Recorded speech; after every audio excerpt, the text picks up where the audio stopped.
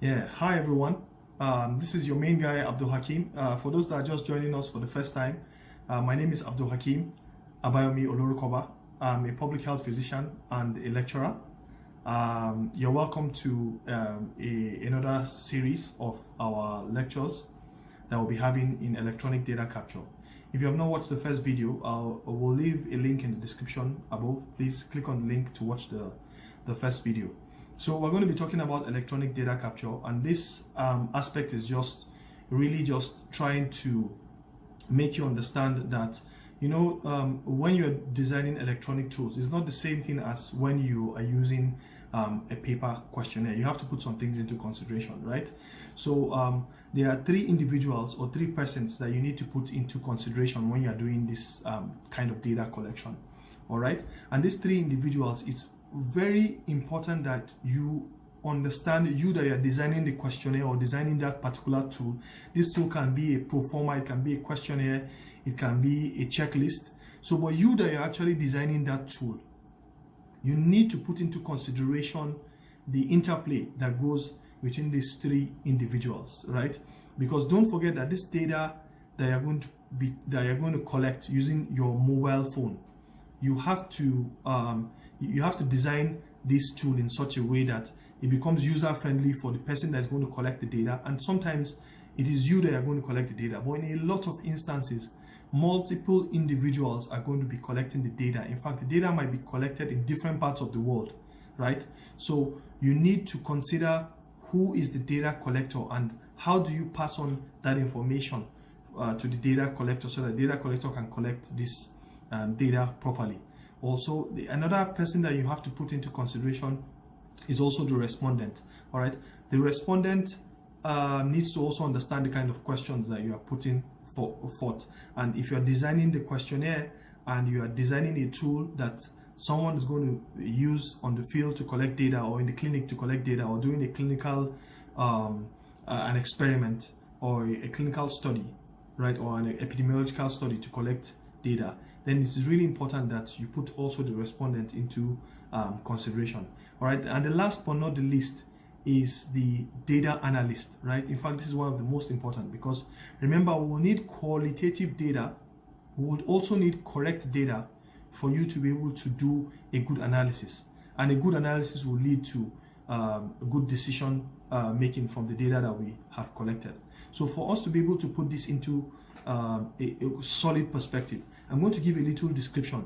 This description of these three persons and how you should put these things into perspective or into consideration will help you when we go to discuss all those individual tools. Like I said in the previous video, we're going to be talking about Enkito. We're going to be talking about, that's Enkito is smart, it's called Smart Paper. We're going to be talking about Kobo Toolbox. We're going to be talking about Honor. We're going to be talking about the Open Data Kit. We're going to be talking about iForms. So we're going to make separate videos for these tools. Whichever tool is good for you, whichever tool you find very easy, all of them are quite easy to use and they are free, right? And you can even use this to make a lot of money. You can design tools for large corporations and use that to make money. All the things we're going to be using here and I'm going to be describing for you is free, and you will get to understand. If there are any comments, any questions, please put that in the description box below. Without much ado, let's get started. Alrighty, so putting the question of old school behind us, I remember in the last video we discussed about all of this stuff, and you can see from the questionnaire to scripting onto the laptop to conversion to your mobile phone, sending it back to the laptop for use, or sending it to the cloud, and then you can download it back to your laptop for analysis. Now our emphasis for this video is going to lie here, just before you start designing. In our next video, we're going to be talking about the use of some of these tools for you to build and design the tool, your particular tool. Okay, so let's get started with this one.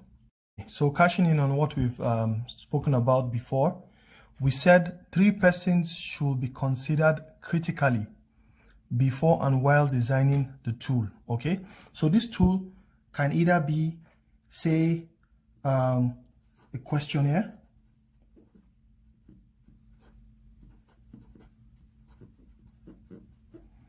It can also either be a pro forma. It can be a checklist. It can be anything, any tool that you use to collect data. It can even be the all popular CRF. Whoever knows what's the meaning of CRF, I know most of the epidemiologists watching this know. Whoever knows what's the meaning of CRF should please put this in the comment section below. Mind you, it is not chicken, rice, and fish, please. So if you know it, please put it in the comment box. I'm just joking about that. All right. So whilst you are designing your tool for data collection, maybe you're a PhD student, you're a master's student, you are a medical student, or you're a student doing your project and it's time for you to use your questionnaire. Please, like I said, do not use paper. You don't need to use paper. You're going to waste money. You're going to get data that is not qualitative enough for you to be able to run a good analysis and come to adequate conclusions, right? And for you to also use for decision making. All right. So there are 3 individuals that you must put into consideration when you are collecting this data. All right. So the first group of individuals, like I told you initially, is those we call the respondent. Let me just list it down out. The second is the data collector.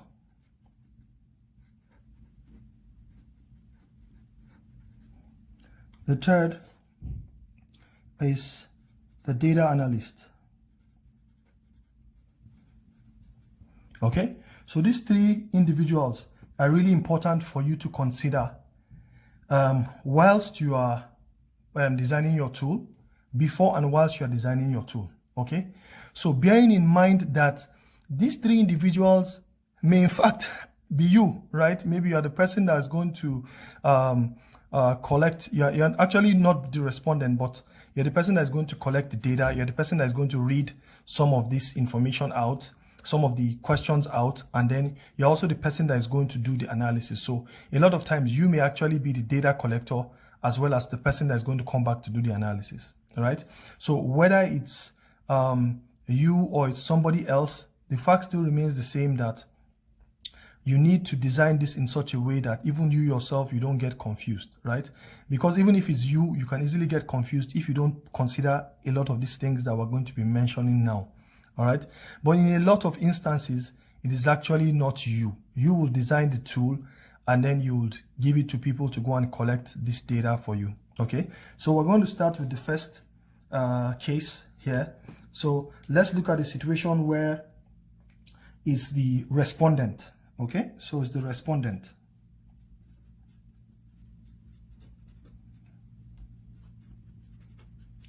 What are the things that you need to put into consideration when you're talking about the when you're designing the tool and about the respondent? For those that don't know, the respondent is the person that will answer the questions or the prompts in the tool, right?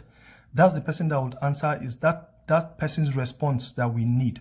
Okay, so it is obvious that whether he or she, which the respondent is, we're talking about the respondent here, is going to read this out on his own. Maybe the questionnaire is going to be on his mobile phone and is going to answer it and send it to you.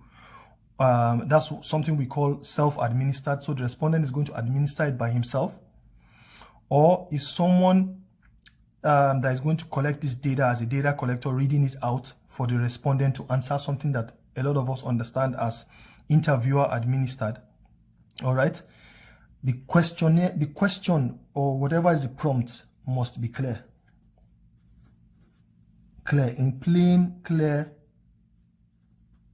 language, right? It must be clear. First thing that you must also consider. And the other thing I want you to also consider here is when you are doing this, because most software have it the same, and that's why this is going to be very interesting for all of us. This is called the label. Please bear this very closely in mind. This is what is called the label. In most software that we use for our for designing the tool, it is called the label. That information that is going to be read out to the respondent, or that the respondent reads out on his own. This is usually called the label. Please bear this very closely in mind. Okay, this is what the respondent will see or hear. So if the respondent is using his own phone to answer the question, maybe like it's an online survey you send to the respondent, this is what the respondent is going to see. It's called the label, and you have to write this label clearly. Okay, the second thing that you also have to consider is that even though this respondent is going to see this label, depending on the type of question, the respondent is also going to see something that we call options. But I'm going to leave that options to the next one. So the next individual that you also have to put into consideration is the data collector, right? The data collector. So if you are considering the data collector, let me just put it down around here, the data collector, right? So the data collector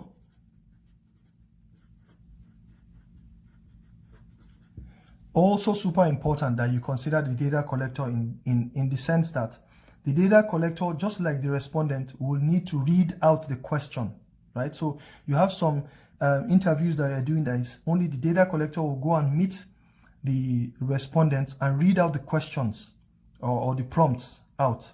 All right. So here also we must bear in mind that this thing must be clear, right? It must be clear. Whatever you're writing out must be clear, just like the label here. And it's also called label.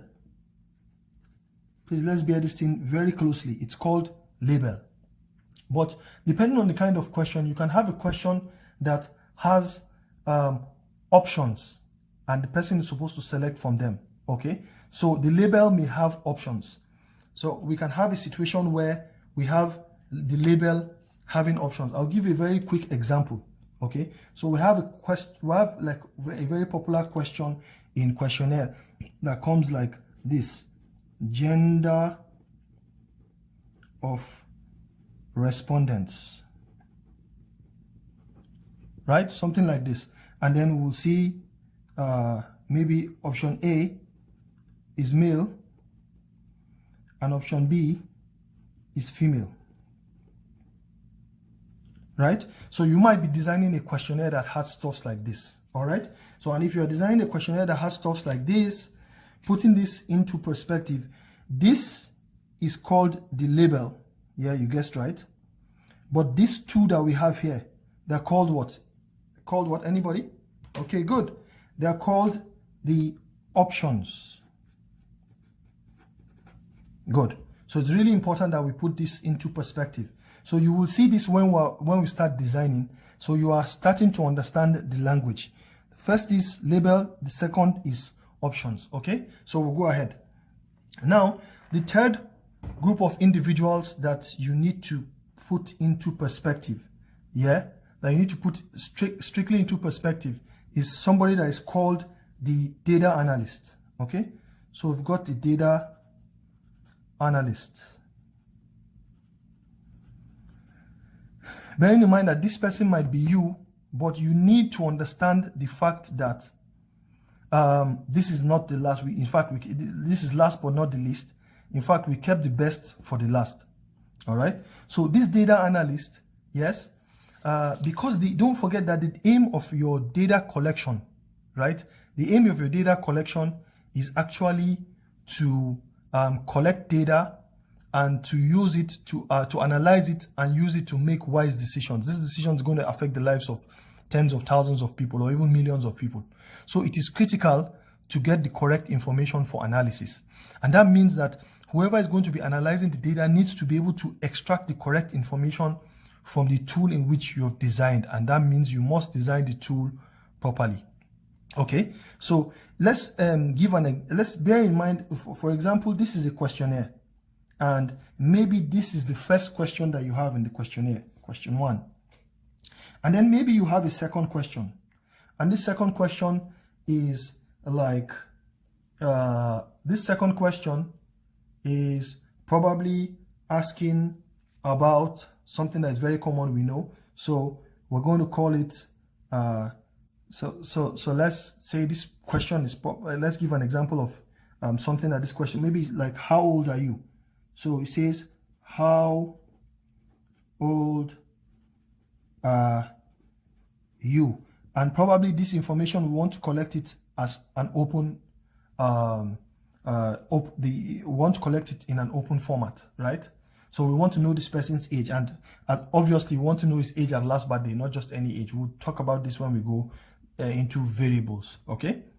So this, what you need to understand is that the data analyst a lot of times does not see all of this, okay? What the analyst will see is something that we all understand, and we loosely call, even though this is different in computer science, but we loosely call a database. So what the data analyst will see something like this, something that comes out in Excel. We'll see something that has columns and rows, right? So this might be number, and then you see something like say gender, maybe we say GND, and then you see something like maybe age, all right? And maybe even we have a third question. Let me add a third question there. So we have a third question that is saying, are you pregnant? So maybe this is a questionnaire that we designed for women that are attending antenatal care. So we have option A is yes, and option B is no. Okay, very good. So when we have stuff like this, so we have something else that is written here as pregnant. Awesome. This is good. This is a perfect description. So the data analyst is going to see something that looks like this. Now, this is where it gets very, very interesting. Okay. The data collector and the respondents are seeing something like this here. They're seeing this, okay, as the tool. But once this tool comes back, it's going to come out like this. So what it means is that we need to, the data analyst needs to understand what is going on around here. And in a lot of instances, he's just going to get an Excel sheet that has columns and rows. Most of us call this a database. Database. And it is like this because it has columns and rows. Now, each column here represents a variable. You can see the first variable, gender, right? You can see the second variable, age, right? You can see the third variable, pregnancy. But note that the way we're writing it here is not the way it is written here, okay? So the data collector understands it like this. The respondent was asked like this. The respondent made his choices, right? But the data analyst is seeing it in another format, okay?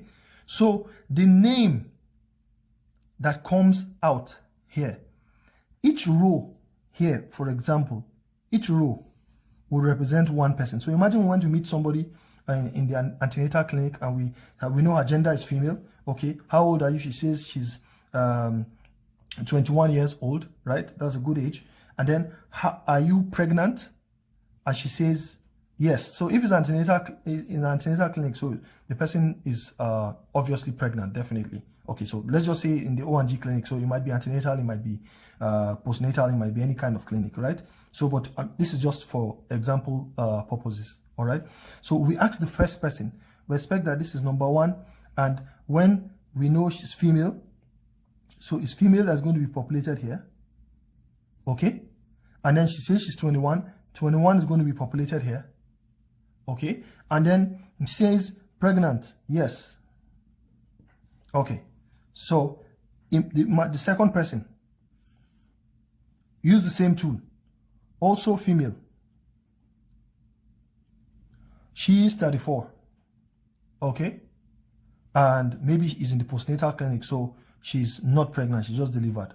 Pregnancy, no. So let's give an example like this. So this is perfect for our explanation. Now, what you need to consider with this data analyst is that you need to write out this name of the variable properly. You know, written out here is written as a label. This is the label, right? And these are the options.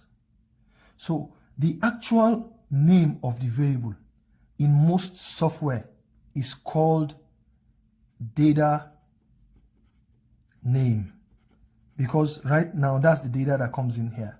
Okay, so this is data name, this is data name, this is data name. Okay, this is label, this is label, this is label. Now the last thing you need to also know is, you remember that on the mobile phone they're going to see, are you pregnant? And it's yes or no, right? So if the lady says yes, this yes is an option. The option is what is going to be populated here. If the lady says no, this no is an option. The option is also going to be populated here. So you have two things here. I come over this also very, very quickly. Whichever tool you are using, right? Whether it's a questionnaire, a pro forma, a checklist, or a CRF, and please put the meaning of CRF in the comments below, right? I want to hear your comments. These comments are really helpful because shout out to Professor Kabir Durowade. He's the one that mentioned that why didn't I use a marker, and also one of my other students, she mentioned that why didn't I use a marker. So, and that's why you can see down clearly here using a marker. Okay, so whichever tool you are using, you need to consider three persons. You need to first consider the respondent, consider the data collector, consider the data analyst. Okay, so if you're considering the respondent, whatever you're writing must be clear. And what you're writing that the respondent sees or the respondent hears is called the label. You need to put this in mind, because this is what we're going to have from the software when we're putting the software. Okay, if it's a question that has options, what the software calls it a lot of times is called options. Okay, so this is yes or no that you have here. So this yes or no that you have here, also there are options. Okay, very good. Now the data collector also sees what is you're written as the label, all right, which is good. And the data collector also sees the options. Now you can have a situation where you also have to the data analyst does not see what the data collector and the respondent sees. He only sees what is called a database, and that's what we have here. This is the database, right? So, and this database comes in like an Excel format, what I described in the previous video as a comma separated value. So here you have the gender, you have the age, you have the pregnancy, or whether the person is pregnant, yes or no. Now the issue here is, this is what the data analyst is going to see. We expect you that when you are writing this in the software, when you are designing this in the software is going to ask you for the data name. The software is going to ask you for the label. Put the correct label, the way you want the data collector to see it, or the way you want the respondent to see it. If it's a respondent-driven questionnaire, right, or a self-administered questionnaire, all right. But if it's an interview-administered questionnaire, write the label the way you want the data collector to see it. Write the options, the exact options that you want to come out in the on the mobile phone, right? But also, because you have to consider the person that is going to analyze the data, the software is going to give you an area, a field where you should fill in something that is called the data name. Okay, please, this data name that you are going to fill is, bear in mind that whatever you fill in the data name is what comes out on the column. Okay, and whatever options that were selected during the interview is what is going to be populated here. Okay, so in summary, think of three persons. Think of the respondent, think of the data collector, think of the data analyst. All right, and design your tool to give an amazing experience, solid user experience. Okay, in our next video, God willing, we will be going into real practical session where individuals, all of you, will go through a solid practical session with a standard questionnaire, and we'll show you using one of the tools to design a solid questionnaire that you can use for your thesis. If you are a resident doctor and you're planning to go for your part 2 thesis, you don't need to spend thousands of naira for your to buy questionnaire and go to the field and collect crap data, and you find it difficult to do data cleaning and the rest. If you're a medical student or any kind of student or a PhD student doing your thesis, you have to go to the field or go to the clinic, or you are doing some clinical trials, you want to collect data, right? This is the best solution for you. It's free of charge. You don't need to spend money. You don't need to carry a Ghana must go of questionnaires. Even after you finish entering the data, you don't know what to do with the questionnaires. You don't need all of that kind of stress. Okay, so that's all I have for you folks. Thank you for watching. Please don't forget to subscribe and hit the notification bell so that you get notified when the next video drops. Thank you all for watching, and see you in the next one. Peace. Thank you.